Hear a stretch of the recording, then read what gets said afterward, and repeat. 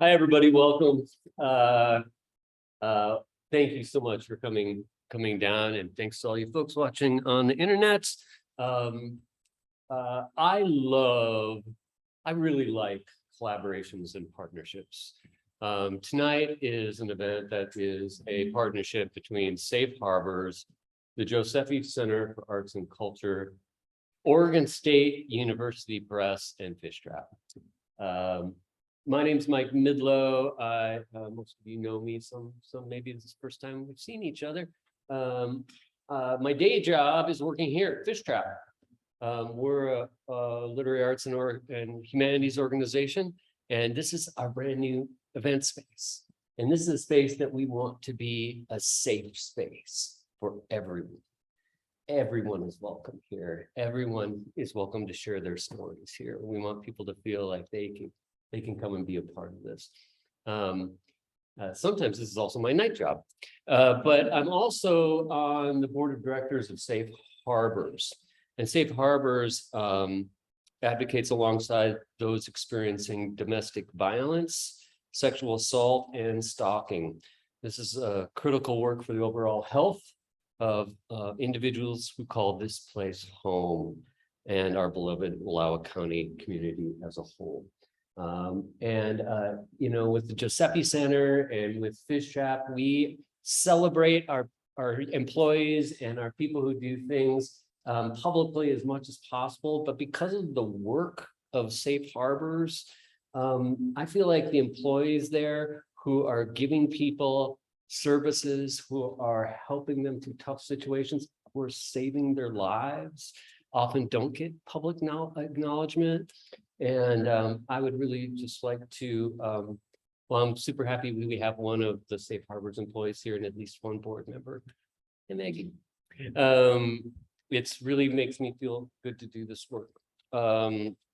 So without much more, we're happy to have Tina be here tonight and share. This is a great, because it's a social services and a literary arts event. And so for the next hour or so, enjoy yourselves. Thanks for coming out on Thursday night. And I want to introduce one of the Safe Harbors employees who's doing that important work, Catherine Morone.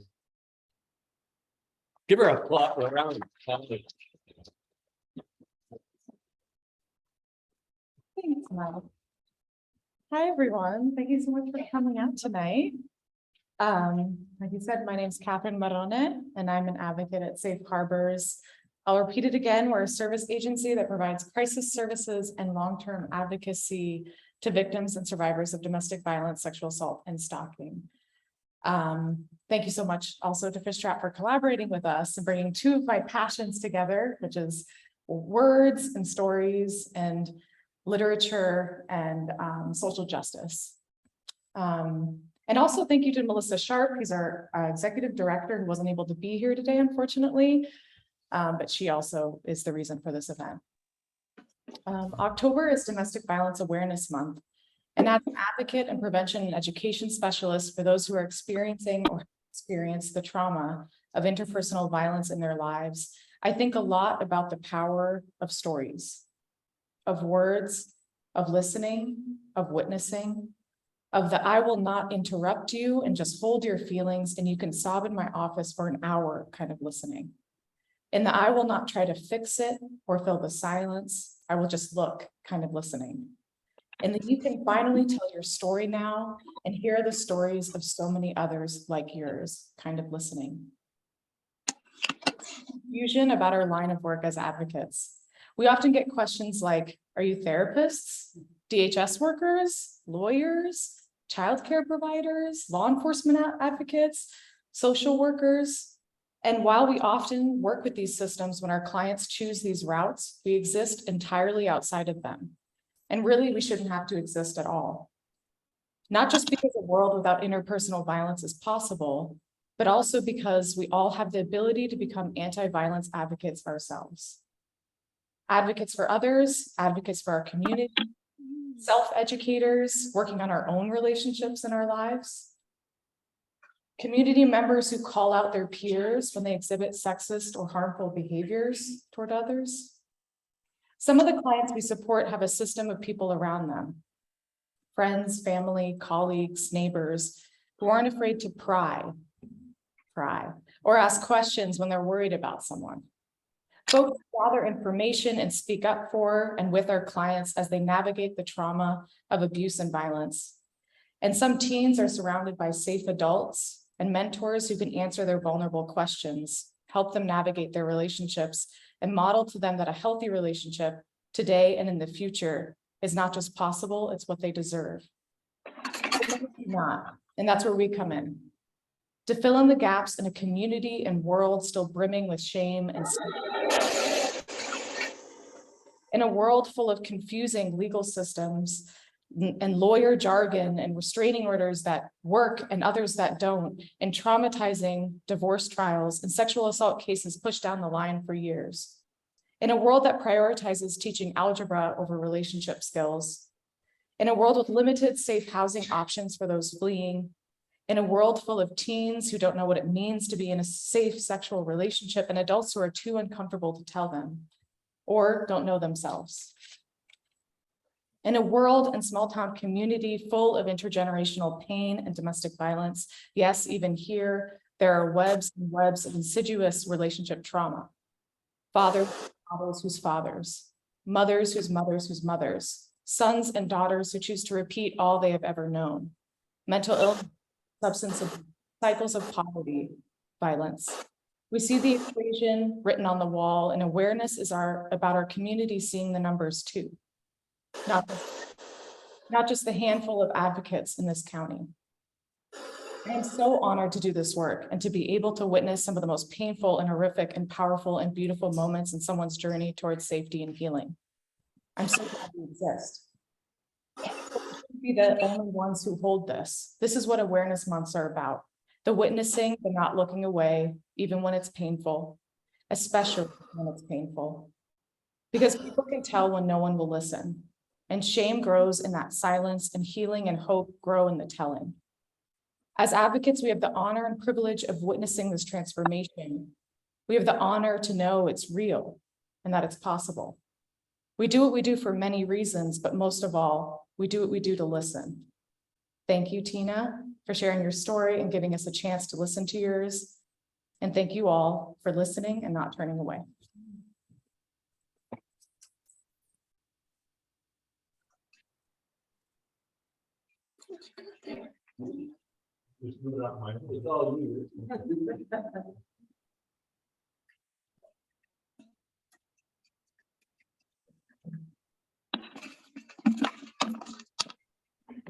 Thank you.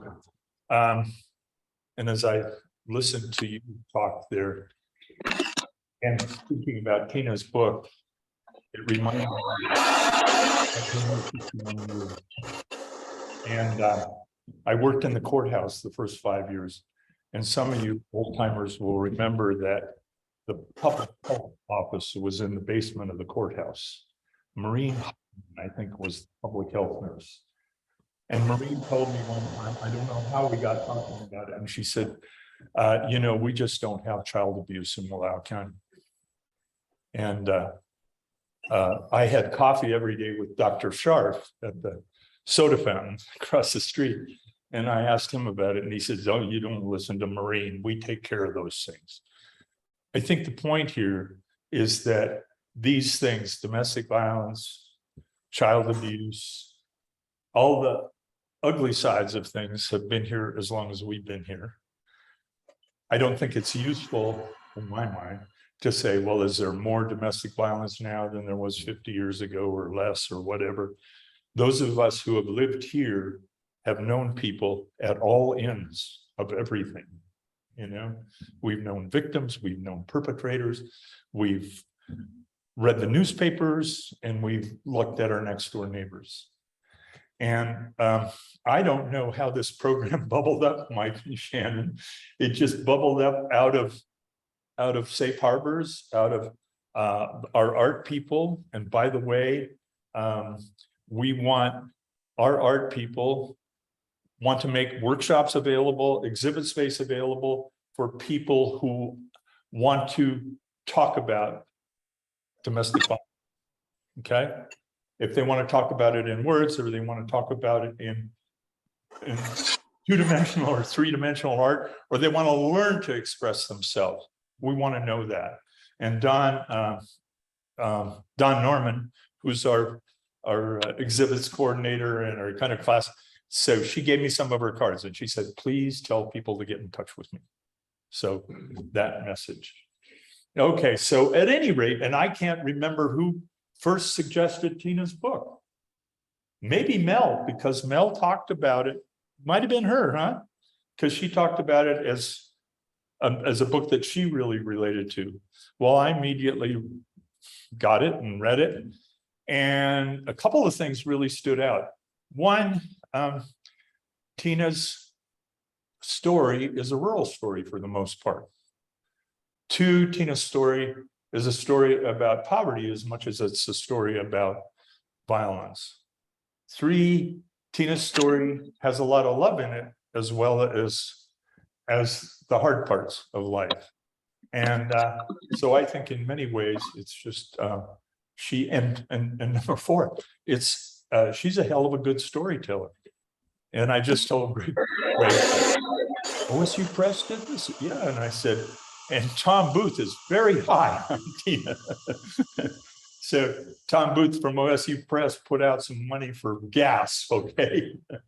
So we've got, that's another partner. And I'm also obliged to tell you that Seroptimists, who fuel a lot of what we do around women's programs, but now some of their money went to buy that salmon, okay?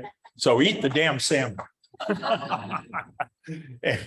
Anyway, yeah, Seroptimists is just a great community organization that, again, is one of those neat little fits in our community that gives scholarships and gives low in. Yeah, I mean, if you are on that side of living on that side of the town, you can go in there and buy clothes. A friend of mine used to give his kids $1 and say, buy anything you want. It's Seroptimist. So there's another partner in this whole community mix that Mike talked about, you know.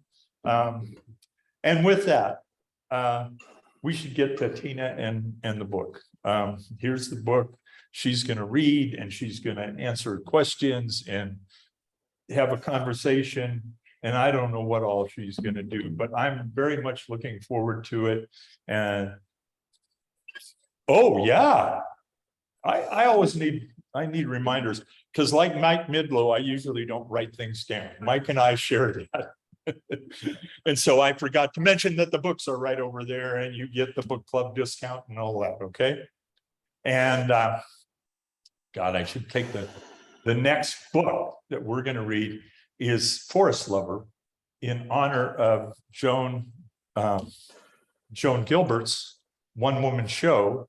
It's a story of an artist, a Canadian artist, Emily Carr, and her self-challenge to do fine art in 1910 or something.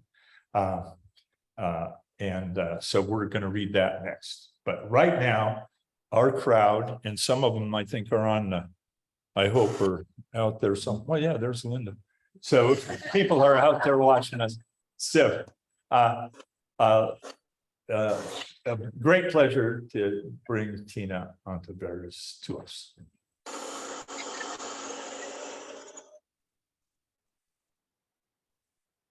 Yeah, I don't know what I'll do either. I almost walked out of the house without my book today, which is typical. Thank you all. And thank you, Catherine. I could listen to you talk all night. Are you a writer? Beautiful. And like, I felt like we should give you a standing ovation, not just for the care you took in writing that, but for the work that you do, which is, if anybody's read, has anybody read the book yet? Don't worry, no shame if you haven't.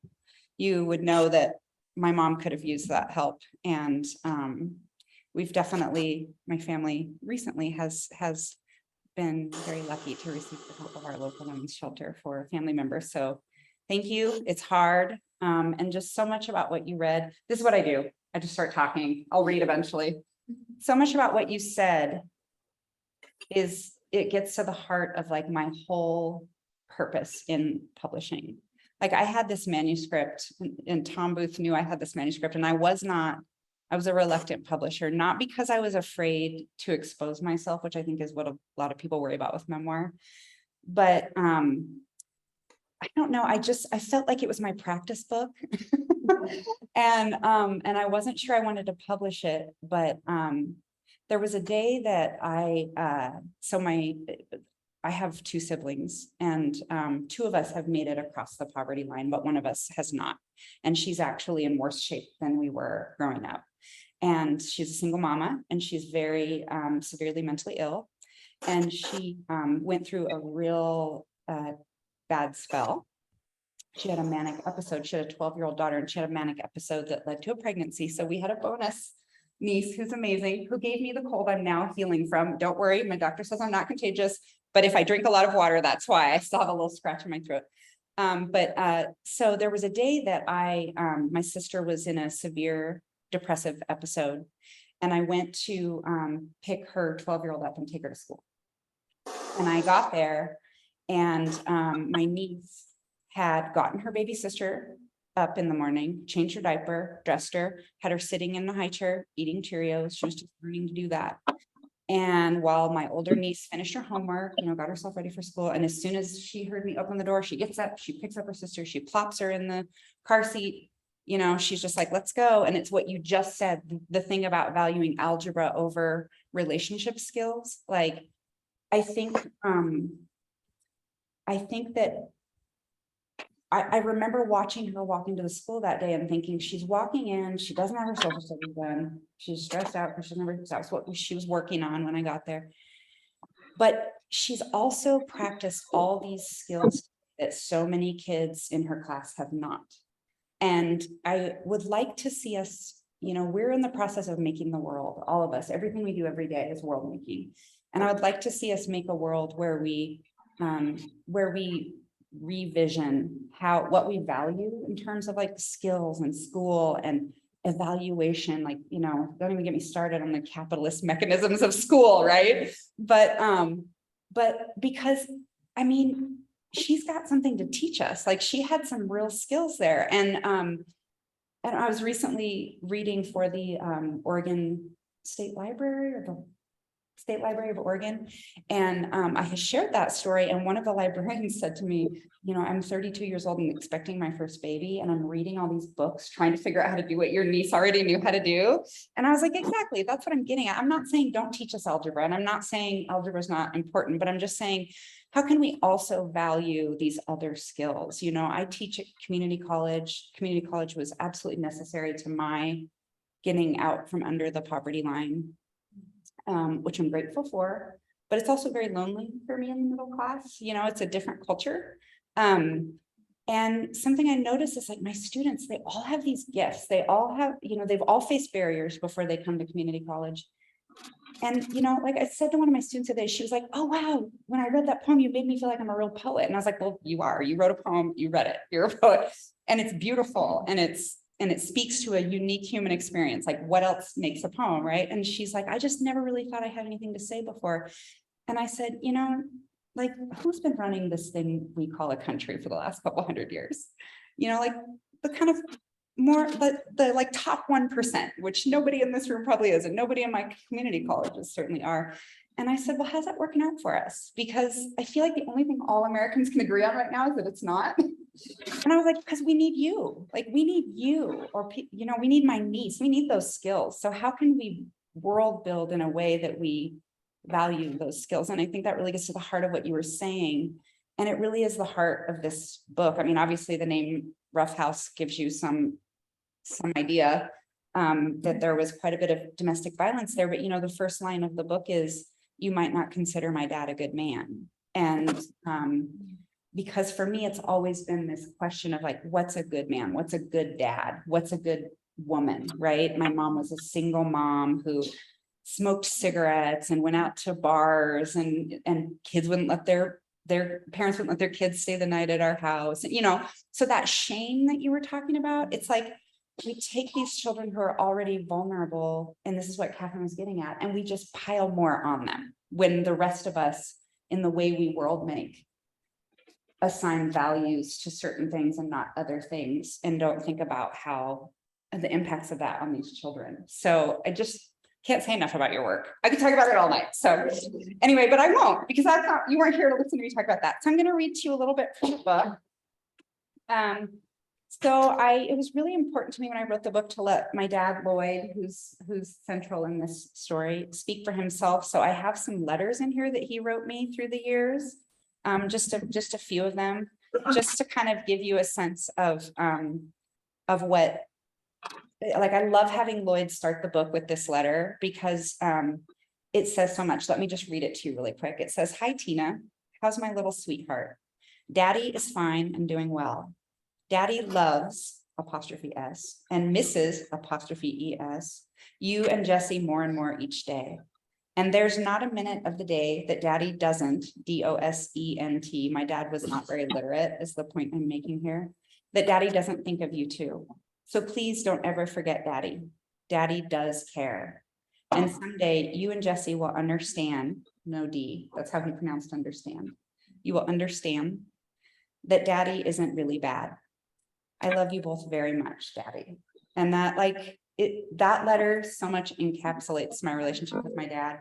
And I don't often hear somebody who understands it the way you just said, that, you know, yes, there was fear, and yes, we needed to get out, but there was attachment, and there was love, and there was all this joy. And one of the things I challenged myself to when I wrote the book is, like, I had this list of 12 terrible things Lloyd did. And I thought, could I write a book where Lloyd does all of these things and readers still find him lovable? Because he was very lovable. We always looked forward to seeing him again. And so that was kind of my challenge. I don't know if you read it, tell me if I succeeded or not. Not all 12 things made it in.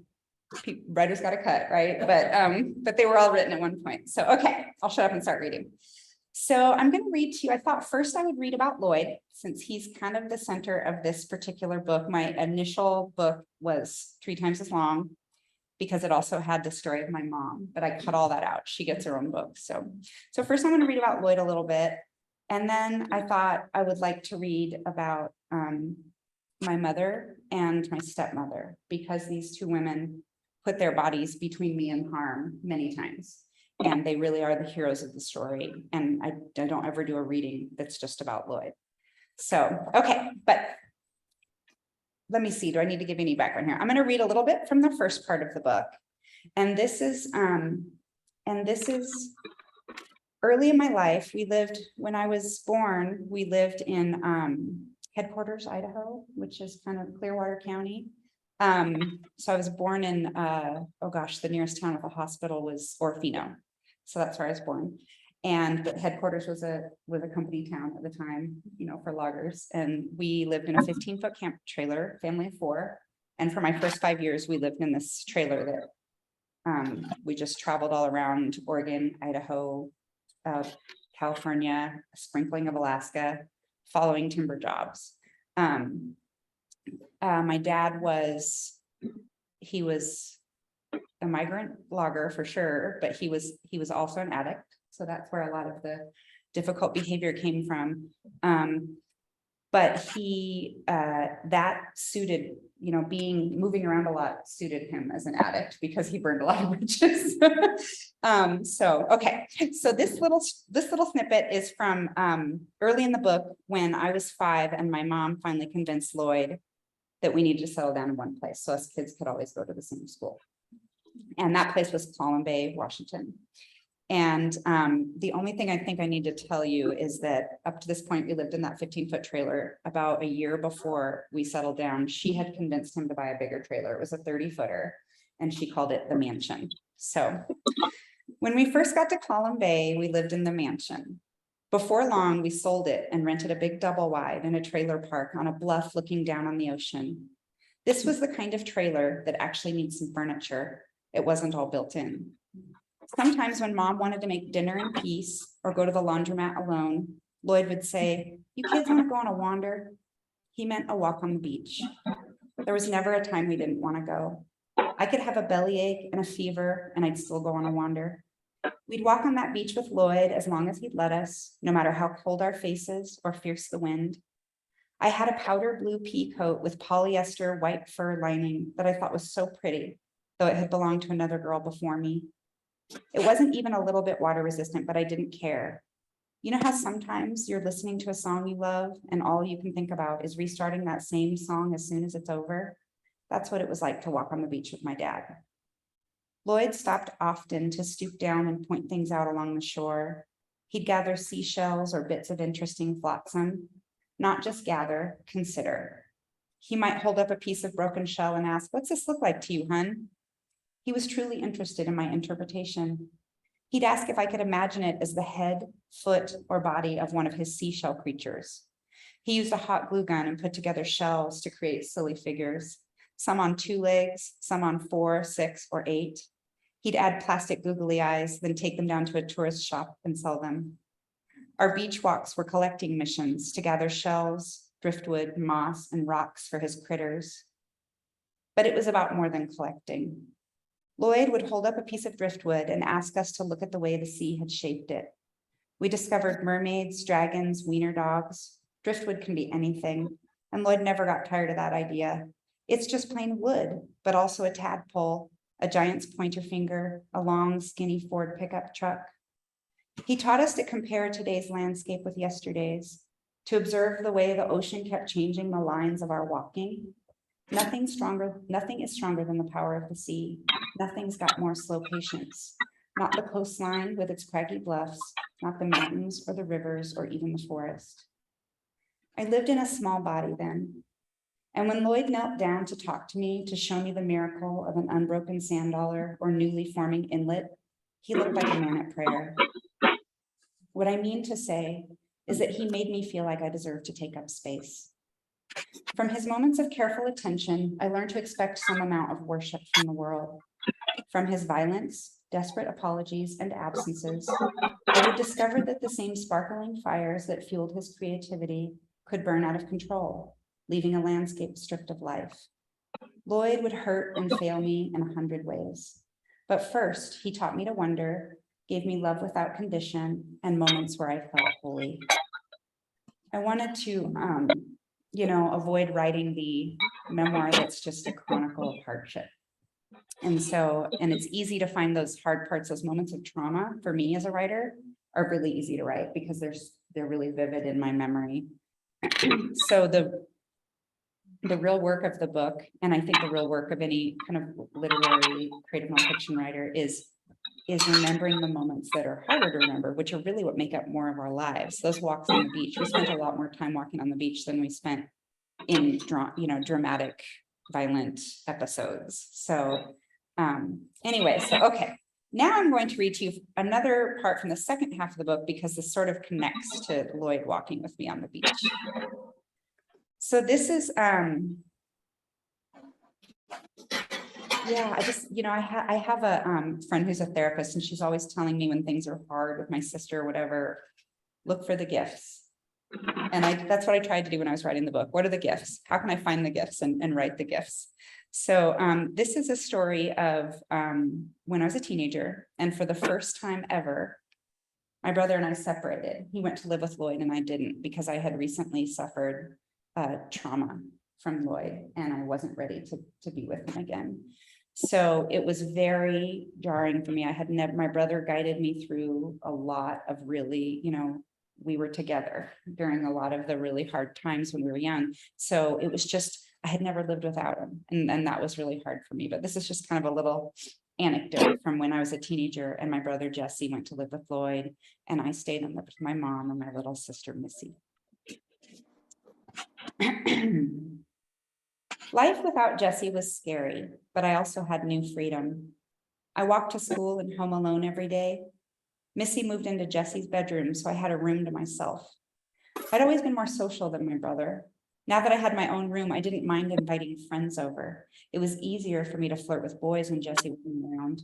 I didn't have to worry about him seeing me holding some boy's hand or hearing that I went to a party. I kissed a couple of boys, both friends I couldn't get excited about, even as the kisses happened. After school one day, I found myself walking with a beautiful skater. He just appeared beside me. I was pretty sure I could get excited about him. He had short, dark hair, deep brown eyes, and there was something about his jawline that made me want to look at his face all the time. I worried he'd catch me staring. I knew one of my friends had a crush on him, but I kept walking with him anyway. It was exciting to feel like I was being sneaky. I had to read this because I was driving here today and this happened in the fall, and the fall air, you know how that happens? I was like, I gotta read that story. The fall air is just telling me I gotta read that story. We didn't talk much at school. Tale as old as time, right? The dude that won't talk to you at school. We didn't talk much at school, but we started walking home together most days. I looked forward to it, and I think he did too, because we'd walk real slow.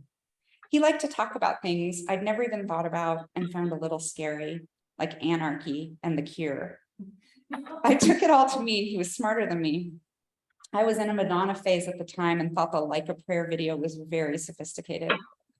I got the idea he thought that was too mainstream. I figured I was too, so I just soaked him up for as long as the walking lasted. We were almost to his house one day and he just stopped walking. It took me a couple of steps to realize it and turn back. He was looking at me in this way that made me want to squirm, like when I was in trouble. Do you want to come in? I was pretty sure he didn't really like me. I worried about his opinion and knew that I probably wouldn't be able to tell him no if this headed where I thought it might, where I hoped it would. I wanted him to want me, but I also wanted him to like me, maybe even love me. He watched my face as I worked through it all in my mind. Don't worry, he said. I just want to show you something. What? Remember I told you about that tribe that can shrink human heads? Yeah? I got a real one. I got one, a real one. I didn't want to see a shrunken head, but I did want to stay with him. I wanted him to think I was brave. And while the thought of following him down the stairs to his basement bedroom made me nervous, it also thrilled me. My body was already singing. His bedroom was dark and cool. He pushed play on his tape deck and Depeche Mode came on, Personal Jesus. He walked over to the dresser, lit incense, and picked up the shrunken head.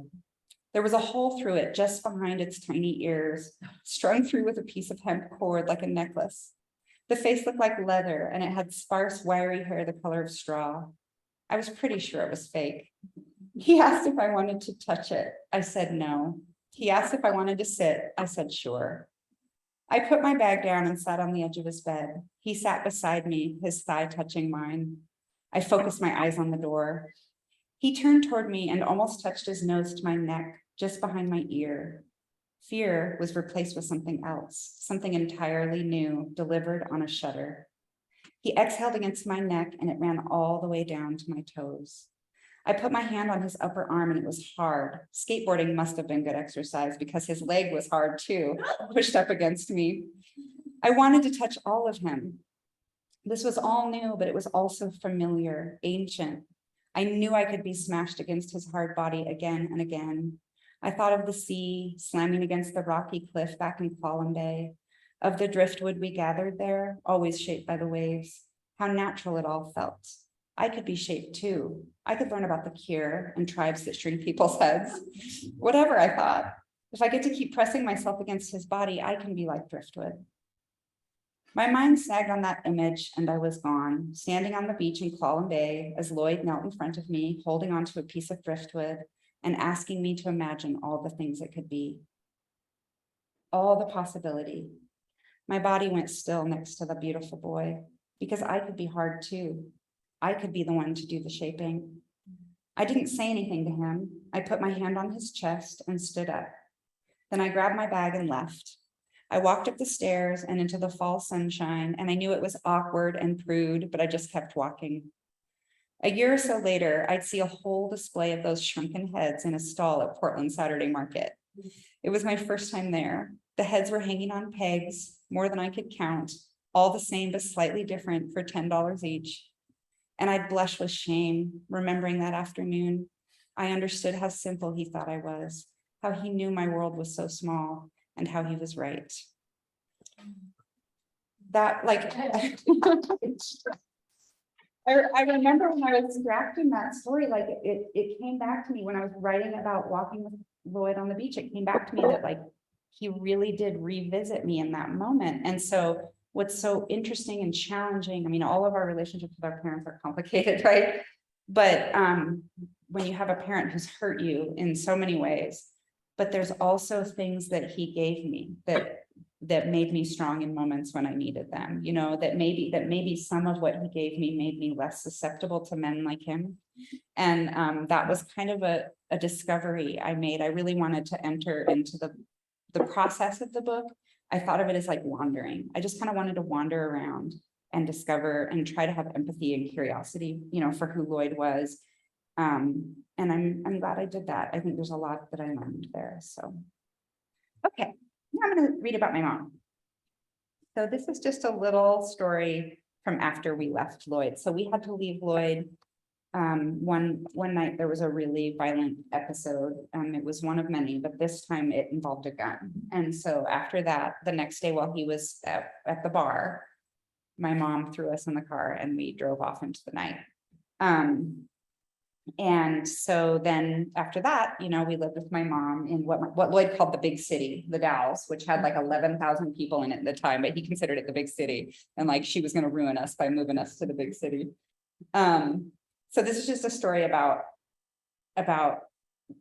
some of the bad parts I carried from Lloyd and about my mom is absolutely a hero in her way of dealing with that. So everyone always said I was the spitting image of my dad. A little piece of Lloyd that broke off and grew legs. It didn't take Mom long to realize she hadn't completely left Lloyd because his little piece was in the car with her when she drove away.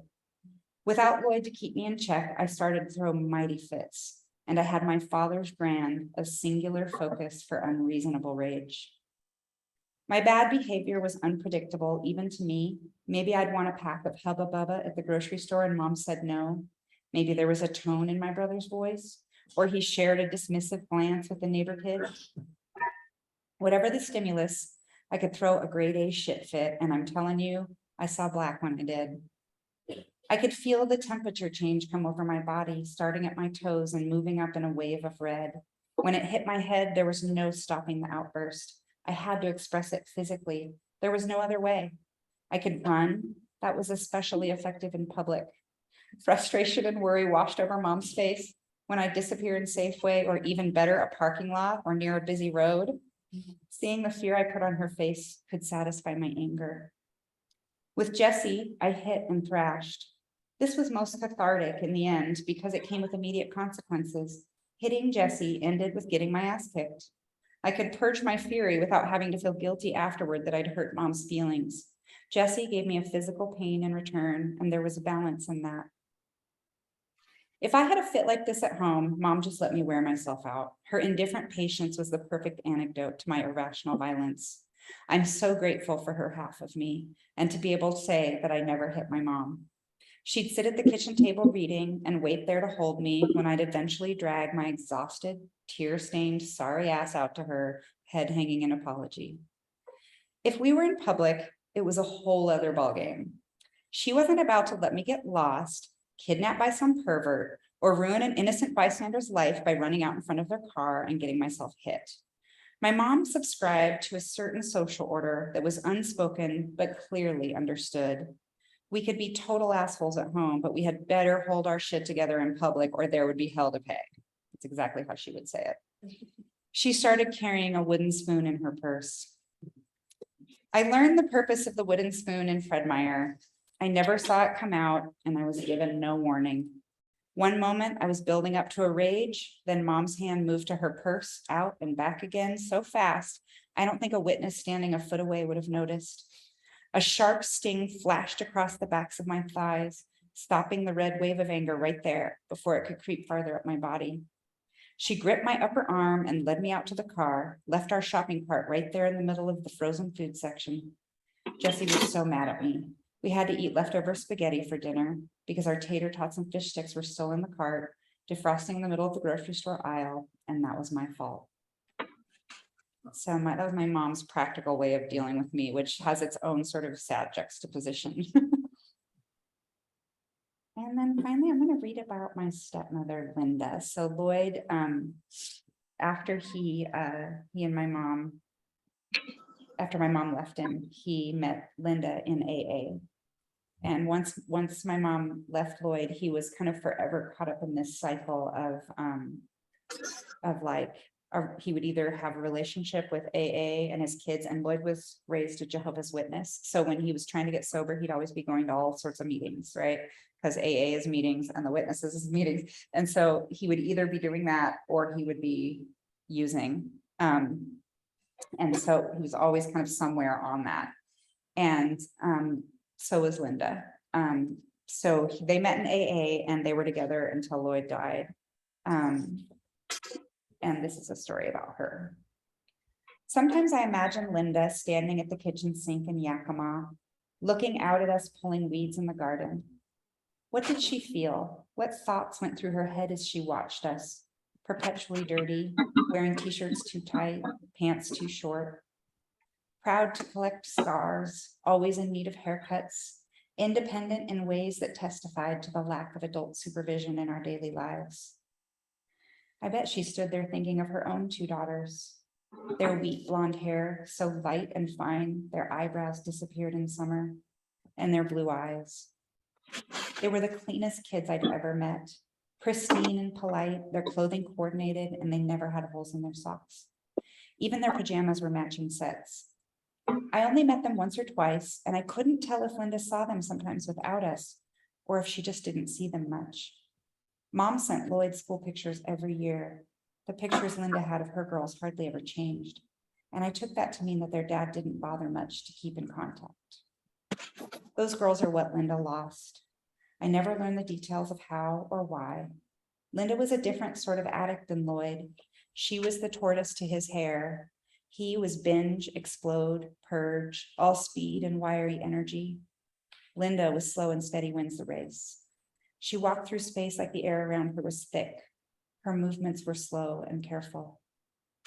Linda had been raised in a nice home by parents who seemed fancy to me. I'd only met them briefly, but I imagined her dad read books and her mom used words like poise. Linda had been on trips that required airplanes.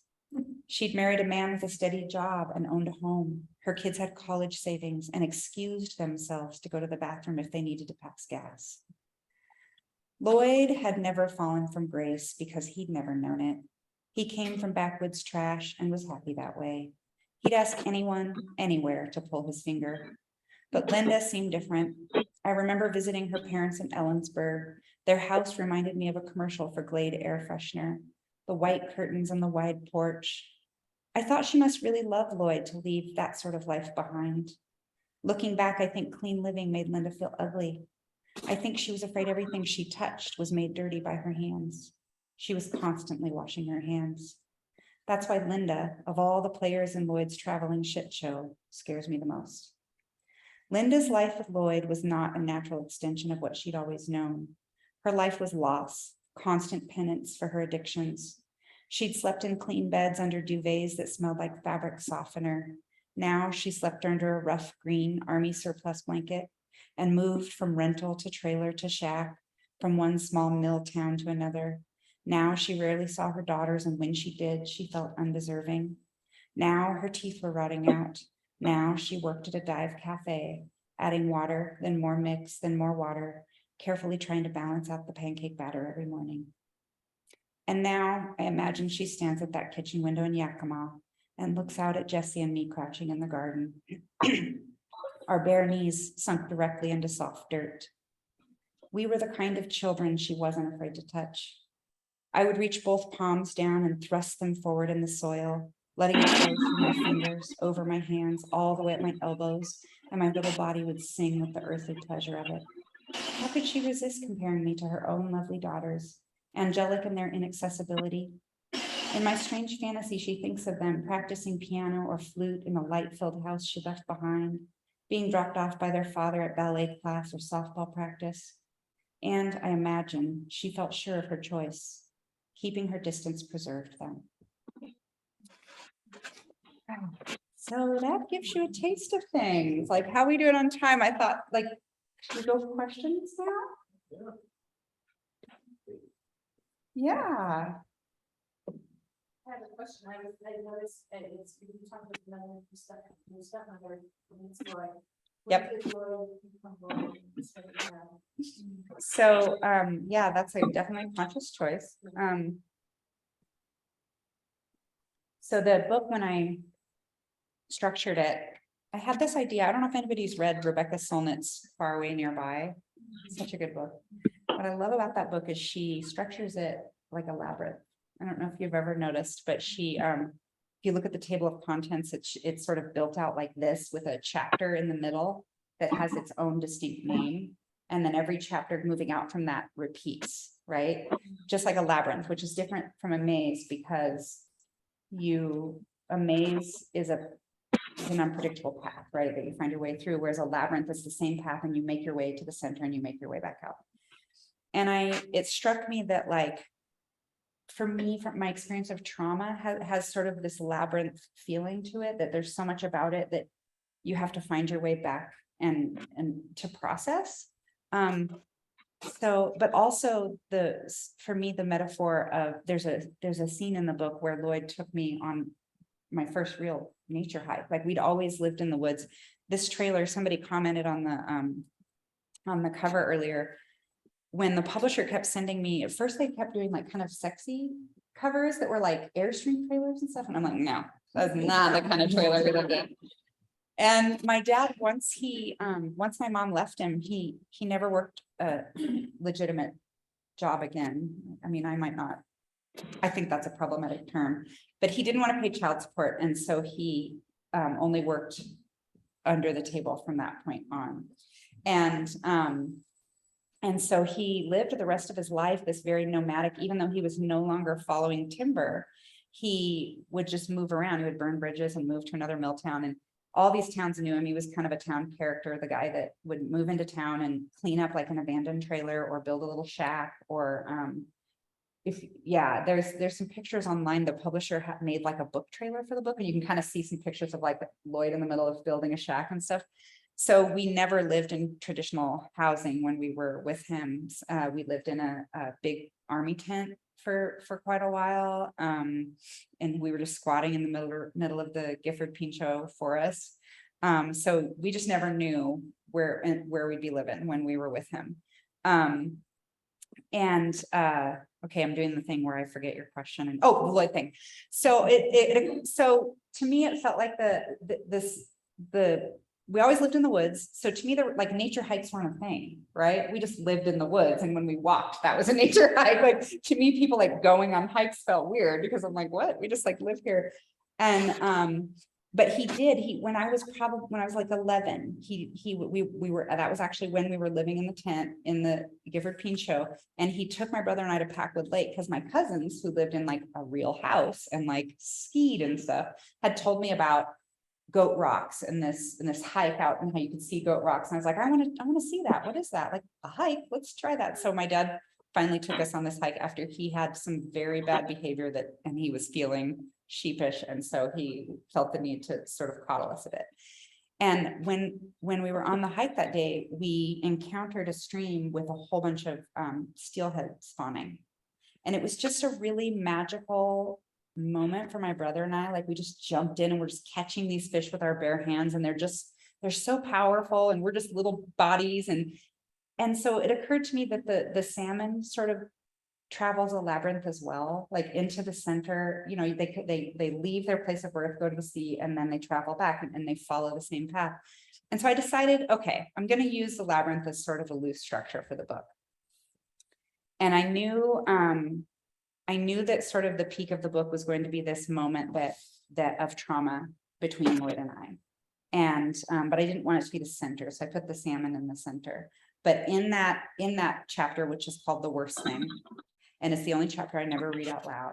And it's not because I can't read it necessarily, it's because it's the most revised and intimate chapter in the whole book. And I wrote it for your clients. I wrote it for, to me, literature is something like we make this and we send it out in the world, and I have no idea the impact it's going to have, but it's me alone in a room with another human outside of space and time, right? And to me, the one thing I wanted to get right was this moment of experiencing trauma at the hands of someone you love, who you still have to have a relationship with, right? And I'm reluctant to even say have to, right? There's no reality in which I get a different dad. And so get to maybe, like, how do I find a way to get to keep the good and not the bad? But anyway, at that point in the book, it does say, like, this is the moment he became Lloyd, right? This is the moment that something broke between us that was never going to go back, right? And so I decided to write the whole book that way, but it's not explained to the reader until that midpoint. But people seem to get the hang of it, but it is a really common question I get. It was my way to distance myself, you know, and to say, I have this power of naming. There's a big thing about how my dad chose to name me, which was mostly for him to flex muscle and, you know, reinforce to my mom that he was the man and he wore the pants.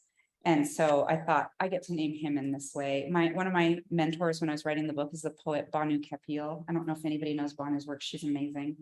And at one point she made that point to me. She was like, in this, you are the maker of Lloyd. He is not the maker of you. You are the maker of Lloyd.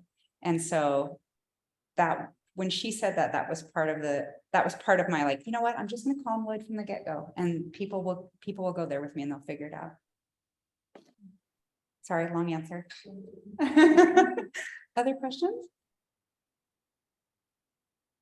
Mm-hmm. Thank you. Thank you. I'm really glad that you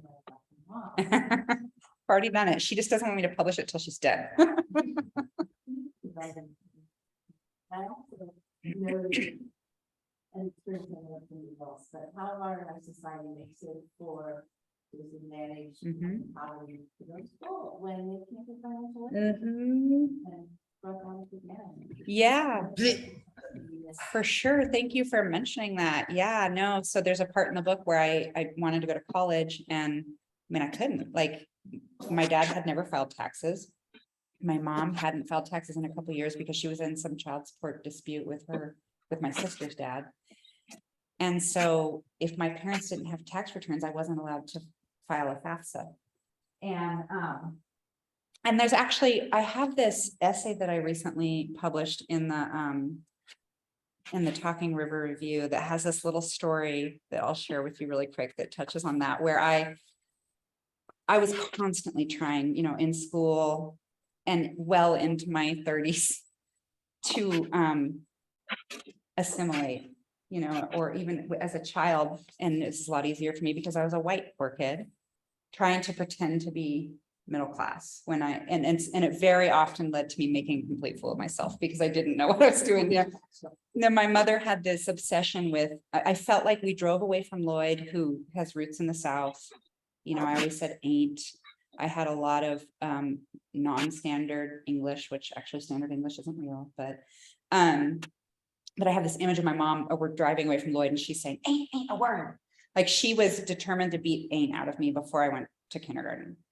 And I remember being in like second grade and one of my teachers told me, because I was constantly using double negatives, told me that I sounded uneducated when I said that. And of course, at the time, all I felt was small and terrible. And like, how did I mess that up? I'm trying to track these rules all the time. But now as a grown-up, I'm like, A, like who says that to a little kid? And B, you're a teacher. The whole reason you're being paid is to educate me, right? And so why shame me for sounding uneducated?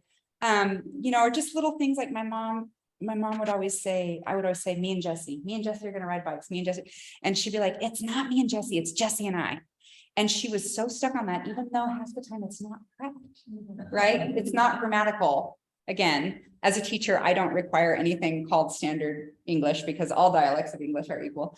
But so I would do that and just look ignorant, or she insisted Italian is Italian. You know, she had all these ways that she felt she was signaling that she was educated, more educated than she was, or that she understood these kind of social mores when she did not. And this essay that I wrote is a large part about different ways I used to make a fool of myself. But there's this little section where oh, here it is right here. Spring of my junior year at the Dallas High School, there was a college fair in the gym. I walked around the tables, talking to the college representatives and picking up flyers from the state schools. I was drawn to the glossy pamphlets from the private colleges, ivy-covered brick and maple trees in autumn, but I knew not to take those. I understood that some dreams are not for some people. After, I made an appointment with my guidance counselor. I asked him to help me apply to college. Nobody in my family had ever done it, but I felt sure I was headed to college. I had good grades and tried to be active in extracurriculars. I swayed in the background in school musicals, pretended to sing in the choir.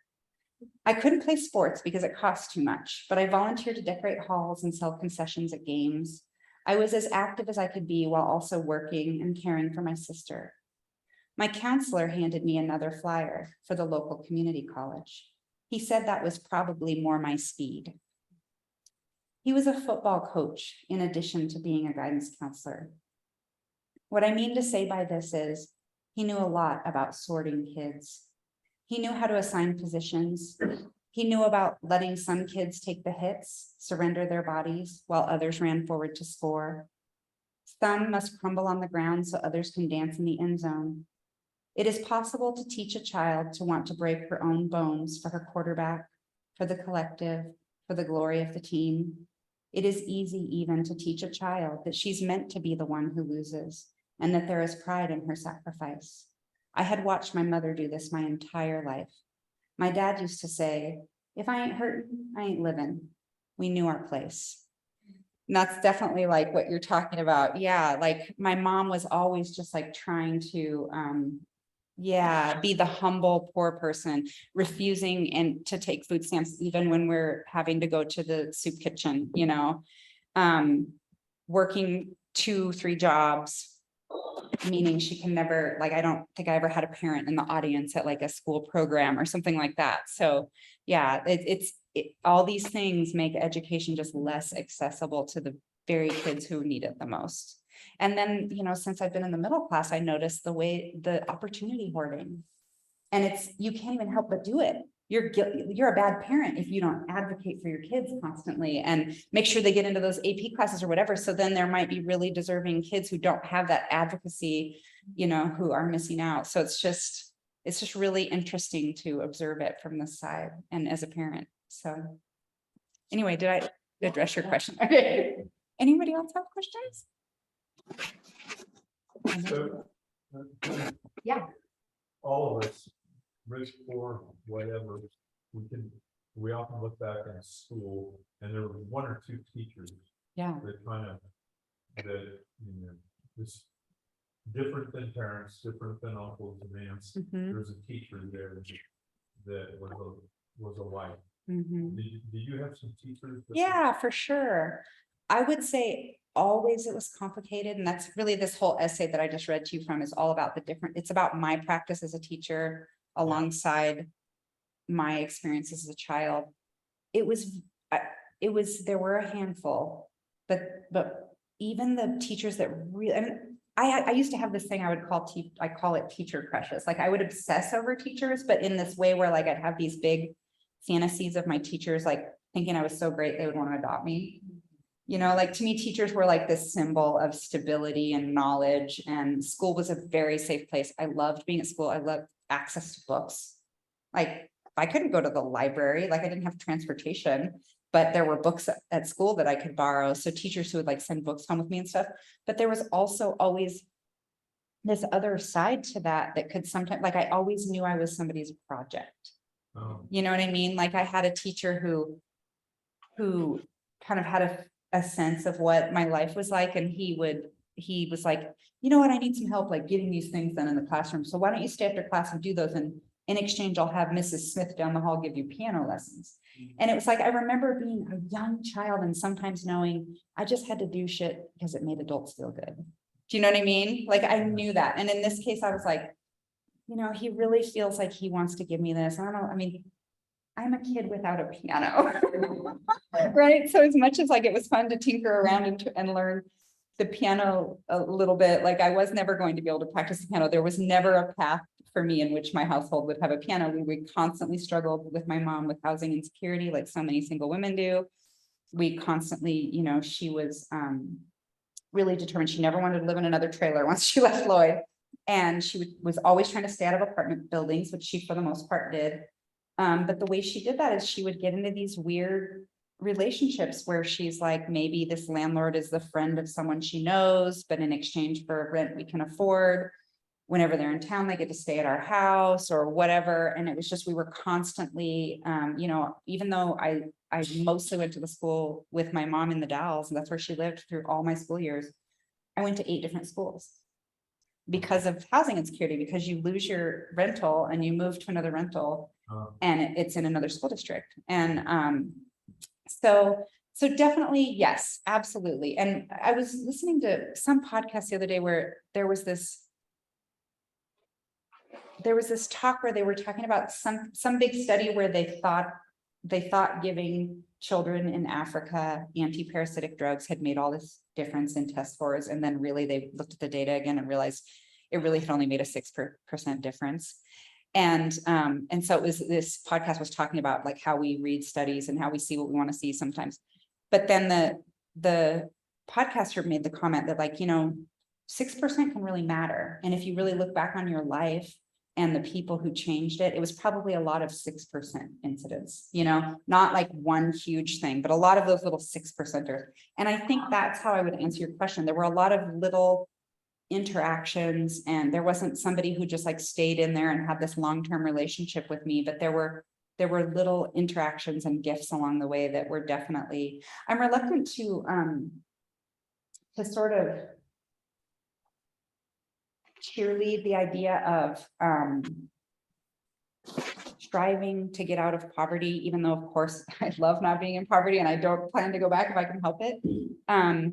Because I think, you know, we there's such a negative connotation about poverty itself. And I don't know, lately I've been thinking to myself, like, should we have a war on poverty or should we have a war on wealth? I don't know. Like, I don't know. Like, should there be Kardashians? I don't know. But I don't think it should be a war on either, but I think I'm thinking a lot about that differently because you know, I was just talking yesterday with a Klickitat River Chief, Wilbur Slockish, amazing man. I don't know if any of you know about Wilbur. He's a guy who was arrested for fishing on the Columbia River, and he had 16 salmon on him. This was in the 80s, and he was put in prison for 20 months for 16 salmon. And he's like, you know, they never have enough park rangers to police the sports fishermen, but they always have enough to police us. And he was just talking about how he made this really great comment where he said, I'm not trying to be rebellious. I'm not trying to be an activist. I'm just trying to survive in your economic system. And, you know, when we lived out in a tent in the woods, it was awesome. Like, it was really cool. It was a child's wonderland. If the rest of the world hadn't told me to be ashamed of it, I wouldn't have been. And I see this with my 5-year-old niece now. Her and her mom live in, low income subsidized housing. And she thinks it's rad. She thinks her room is awesome. And she thinks like it's cool that she lives in a place where there's lots of other people there that she can see and talk to and say hi to every day. Like, she doesn't see it as just inherently bad to live in an apartment, but she's about to. Like, every day I see her learning. Every day I see her coming back from kindergarten with new ideas of what's a good life and what's not a good life. And so I think, again, it's about that world making and thinking about how we can, remake the world just by changing sort of our lens, Yeah.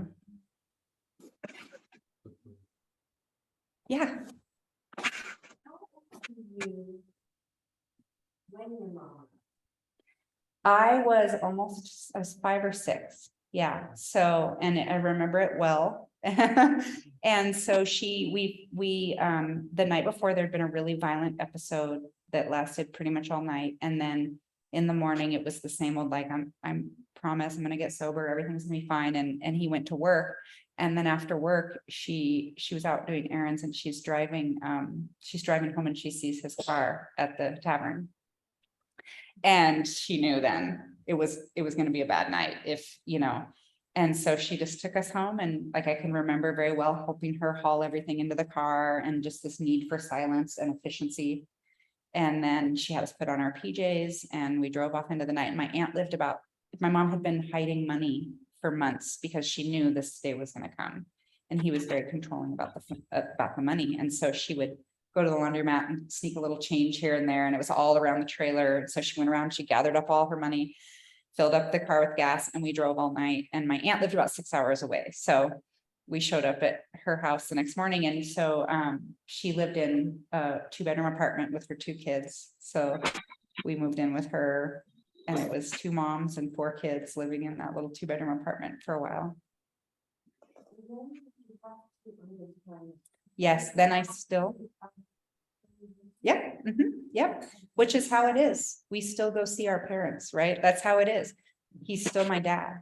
And he tried to kind of sue and get full custody, but he was never much for paperwork. And it was a big, but yeah. So, and when he was sober, it was awesome. So he would try to get clean, and then we would go live with him. I did do 1 or 2 school years with him, plus every summer until we had a break. But yeah, I still spent a lot of time with him after when he was sober. Yeah. So Tina, you talked about a lot about, I love the character of Linda, by the way. Yeah, thank you. I think she's really complicated but is there, you talked about the kind of the rhythm of things. So after the split, I didn't get a sense of how long the sober periods were, and how long the drunk periods were, and how Linda kind of meshed with that, because she was in AA too, and she's in her. Linda's priority was always Lloyd. She did whatever Lloyd did. Do you know what I mean? He was her North Star. Okay. Though she did put her body between Lloyd and us when it was necessary. Yeah, I love that you use the word character, because, I always tell people, like, this isn't my life. This is a made thing. And I thought it would be an interesting practice as a writer, an interesting challenge. I used to write fiction. I don't think any of it's very good. I thought it would be interesting to try to take people I know in real life, what this thing we call truth, but use the tools of fiction and of poetry to write it. And so I really did go through the process of character building for everybody. That was really important to me. And also just setting, you read a really good novel like Toni Morrison's Sula, and the setting is like a character in itself. And I knew the setting needed to be a character, because that was my solace. No matter where we were in the woods. No matter where he landed, we were in the woods. That was something I could always count on, was that relationship, you know? So it was really important to me to like engage those tools, not just sit down and tell a story, but then I had to go back through and make it sound like I was just sitting down and telling a story, because that was important to me too. I wanted to talk story the way Lloyd did. I actually did an entire revision just for diction, because I felt like the narrator of this book should sound like more than half Lloyd's daughter.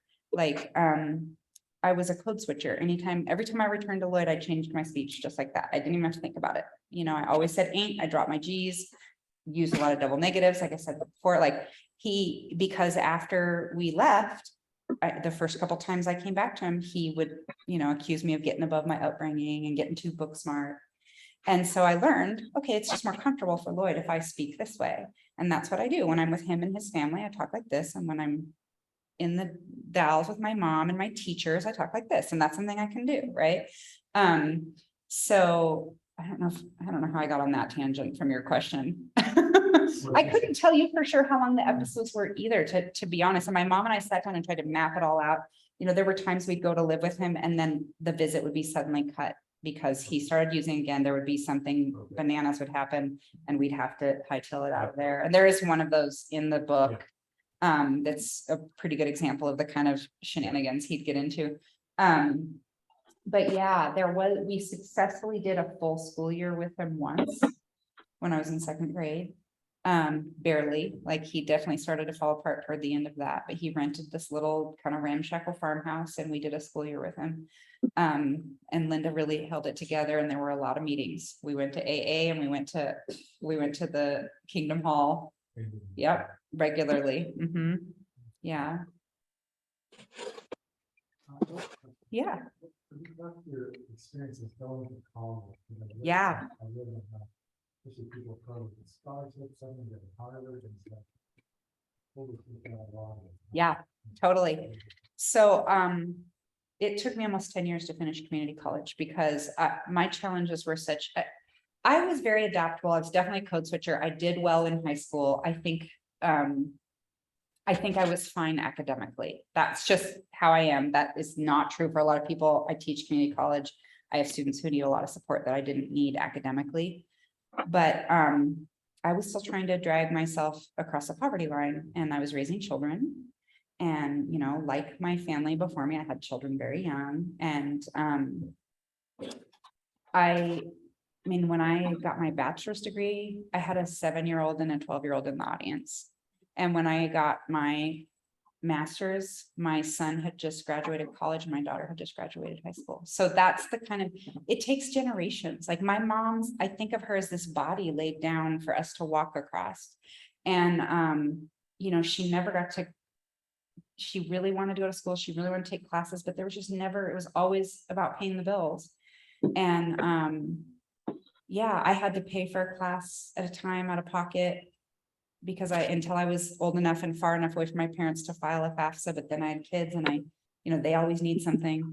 And so it just took forever. And that's one of the things what you're saying about scholarships is so true. I get so frustrated with the junior colleges in this country because they're like trade factories. They just want to push kids into trades, which trades are amazing. If you want to do a trade, that's amazing. But don't tell that kid he can't also take a poetry class, or, you know, if he wants to take a fine art class, he should be able to. And they are twisting the idea of equity in this way that it's like, well, in order to make it more equitable for these students coming out of poor communities, we need to make it to where they can get through in 2 years and they can have that high paying job. Nobody I know who's truly poor can do college in 2 years. Like most of my students are working full time. They have elders they're caring for, youngers they're caring for. That class is the last, you got to feed all those people before you can do that homework or whatever. And so it's going to take them more than 2 years to get through because they need to do like 1 or 2 classes at a time. But most of the financial aid is dependent on the full-time student status. And so we think we're giving scholarships to these kids, but we're really not, you know? It's a tough one.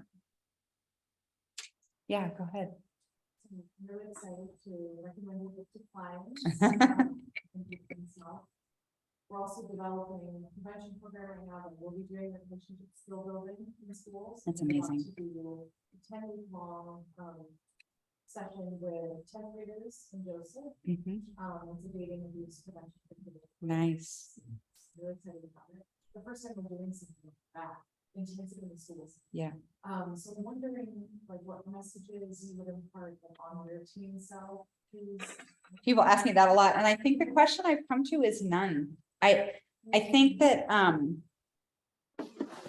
again, getting back to that chapter called The Worst Thing, it's very much about me going back as a 20-year-old, as a 30-year-old, as a 40-year-old, and walking with that child through this scene and looking at it, because I feel like pain is supposed to teach us something, right? Like, I feel like that I'm supposed to get some sort of message from this, and it's been the great mystery of my life. Like, what was I supposed to learn there? Because to me, it feels like nothing but awful, right? Like, what am I supposed to get from this? And I think, I come to this idea that there's nothing I can do to go back and help her, right? I will not be made if she doesn't walk through those woods. And so I think it's hard, because I don't get to know any other reality for myself. And so I don't think I would change a thing, weirdly. I think if there's one thing I would change in the whole story, it's that my dad never held my daughter. It was so important to me to keep a distance from not just him, but like, I left behind most of my family, because I felt like poverty was like this sticky thing I couldn't get off of me. So I had to stay away from it, because every time I got close, it got stuck on me again. There were always mouths to feed. And I felt this need to and I feel that I overcorrected. I went too far. I know this doesn't really get to what you're saying, because you need to do that. Absolutely. But for me personally, I feel like, when I try to imagine a life for myself where none of this happened, I'm not who I am. And I don't end up where I am. And so all it does is unmake me. Do you know what I'm saying? All it does is unmake me. But I don't know. Like, I honestly don't know. I think there's this sense of self that if you don't have that, and then there's economics. I mean, we couldn't leave because we didn't have any way to pay bills. We didn't have any way to get anywhere. And also, once we left, it was a loss. There was grief in that. So it's just so tough. I was just gonna say, a part of that, so for folks, maybe teens that are worried that they'll repeat some of the same patterns. Yeah. I guess in that vein, what would you?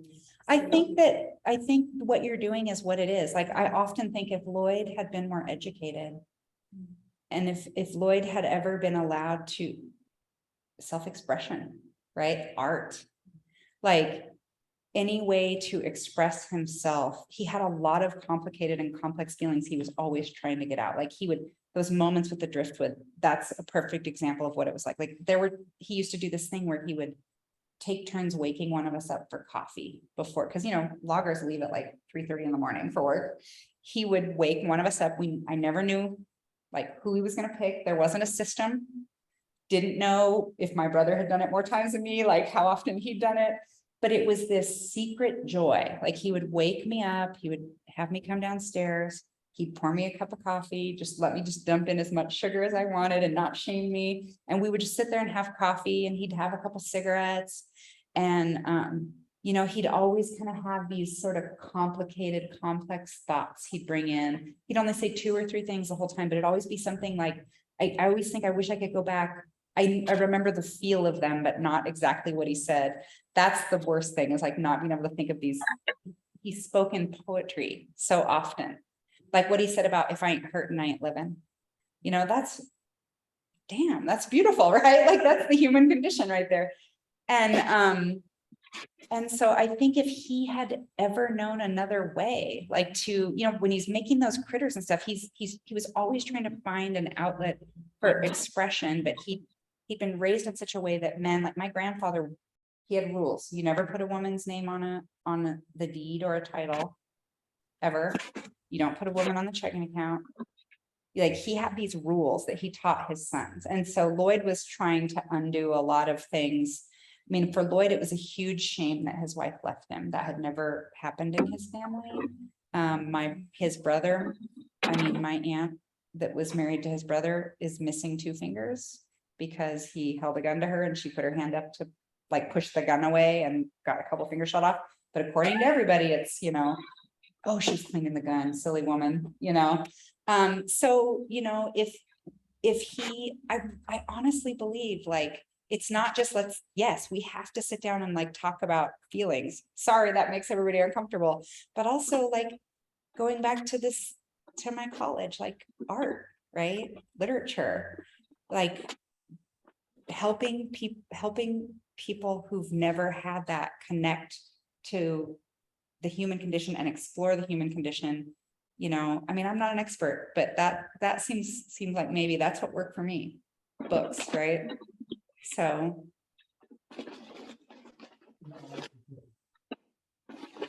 Educational system. Organized community, the stars that anybody carries from childhood.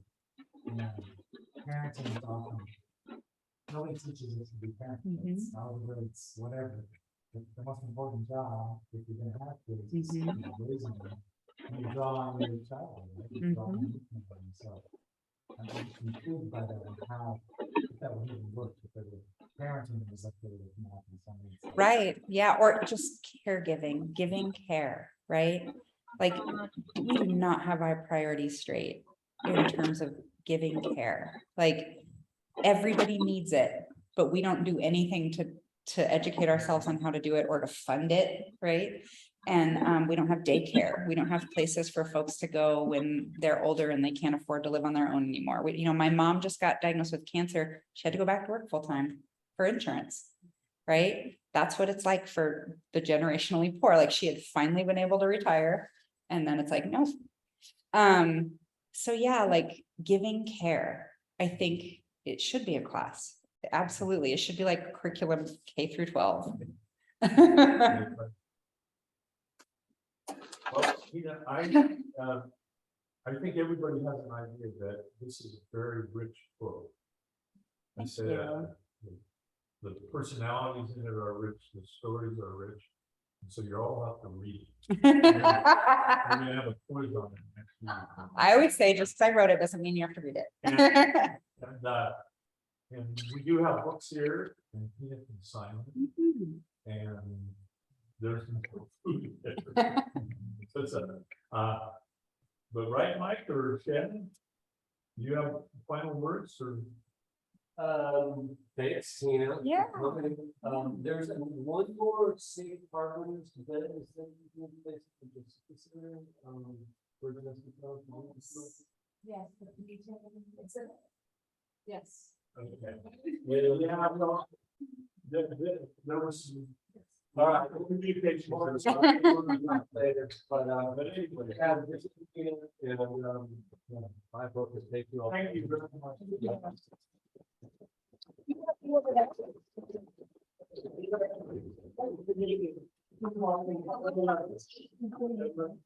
And one, so, we're gonna have breakfast. Okay. Yeah, I'm going to.